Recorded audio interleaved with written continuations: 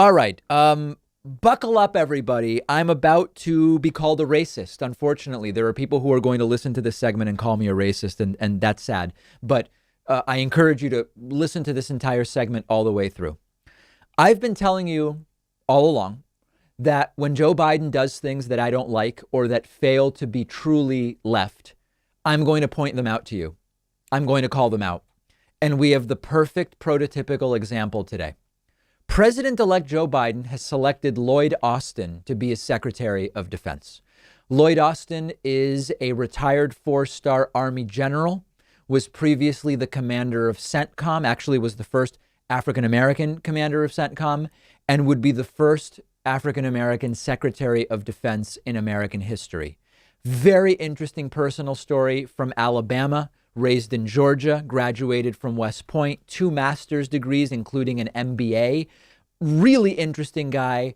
No shortage of intelligence, no shortage of military and other experience and academic experience. No doubt whatsoever. But this is the perfect example of how a lot of people are focusing on the identity story at the exclusion of admitting and recognizing that Lloyd Austin, as interesting as his career has been, as inspiring as I admit being the first Black Secretary of Defense would be, Lloyd Austin represents exactly the problems we're trying to fix in government and in foreign policy and in defense. Lloyd Austin is the prototypical example of diversification in terms of identity without changing any of the power structures which partially are responsible for the problems that make his identity as the first Black Secretary of Defense notable in the first place. To start with, this is another military guy who hasn't even been out of the military long enough, 7 years, such that he requires a congressional exemption to even be allowed to be Secretary of Defense. Let me explain that. Many people may not know about this. There's a law, the National Security Act of 1947, which requires any prospective cabinet secretary to wait 7 full years after ending active duty in the military as a commissioned officer before you can be in a president's cabinet. Lloyd Austin was on active duty until 2016. Now, I am not going to be a hypocrite. I remember that back in 2017, I did a story about Donald Trump's Secretary of Defense selection, Jim Mattis. At the time, the title of this video was "These Democrats plus one Republican had the balls to vote no on Trump cabinet." Now, the title doesn't tell you about what's in the story. But in that story, I explained Jim Mattis, Trump's pick for Secretary of Defense, hasn't been out of active duty for 7 years. So Congress is going to need to issue a waiver to get Jim Mattis in Donald Trump's cabinet. And at the time I said, why the hell do we have a rule about this if the president can just go to Congress and get a waiver? And I'm not a hypocrite, so I have to tell you the exact same thing today. If we have this rule from 1947, why not stick to it? What is the point if Joe Biden can just get it waived? Why do we need such a recent active duty military person as Secretary of Defense?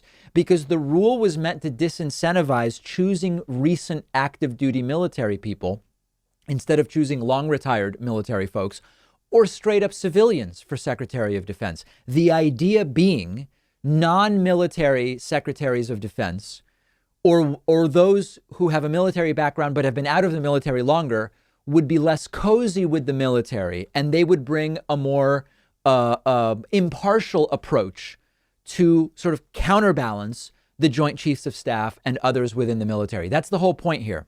So this was a great opportunity for Joe Biden to, instead of starting with another military officer who was in the military so recently that he's got to be waved in, Joe Biden could have started his presidency with a return to normalcy with civilian oversight of military plans and actions. But he's the first Black Secretary of Defense. That is the story that is being told. And then on the other side of this, you're also putting a ton of Democrats in a really stupid looking position, because many Democrats who will vote on this nomination opposed the waiver for Jim Mattis in 2017.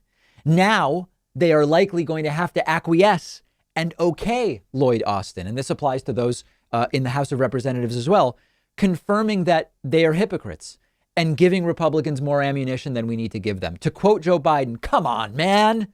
This is misguided. And then when you look specifically at Lloyd Austin's military career, it's not good. Lloyd Austin was the commanding general in Iraq and then commander of U.S. Central Command, CENTCOM, in the U.S. withdrawal in 2011, the subsequent collapse of the Iraqi army in 2012 to ISIS. So now, look at the big picture. Not only are you having to wave in a guy too recently in the military to be traditionally eligible, you have a guy who during his confirmation hearings is going to be on the receiving end of legitimate criticisms for how he handled Iraq as well.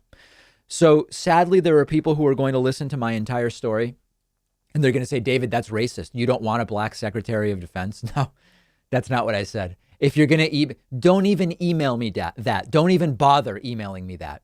And unfortunately, we will lose subscribers. We will lose paid members because I did this story, because some people will not focus on what I'm actually criticizing here, which is that we are diversifying in terms of identity, but perpetuating the exact problems that we've been pointing out for more than a decade at this point in time. So far, Neera Tanden, disastrous pick.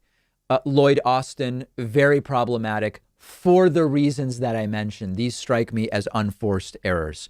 If I'm missing something about this pick, let me know. We'll have more coverage of this on our Instagram at David Pakman Show. And I look forward to hearing your thoughts. What if you could read 10 books in just one sitting? That's exactly what one of my favorite apps lets you do. It's called Blinkist. And what they do is take thousands of popular nonfiction books. They condense them down into text or audio that you can consume in 15 minutes. Blinkist makes sure that you're getting all of the important core insights from each book. So it's perfect for exploring a book you otherwise wouldn't have time for. If there's a full book you're thinking about buying, you can use Blinkist to get a sample first. Just think how much you can enrich yourself by being able to soak up an entire nonfiction book in just 15 minutes. I recently checked out the book Podcast Marketing Strategy by Daniel Rolls and Kieran Rogers, and so useful, so particularly applicable to what I'm doing. Really recommend it. Blinkist has books on politics, philosophy, science. They have 27 different nonfiction categories, and a subscription is only about $8 a month, and you get the entire library. But you can try it totally free and get 25% off a subscription when you go to Blinkist.com/Pakman. I've put the link right underneath this video.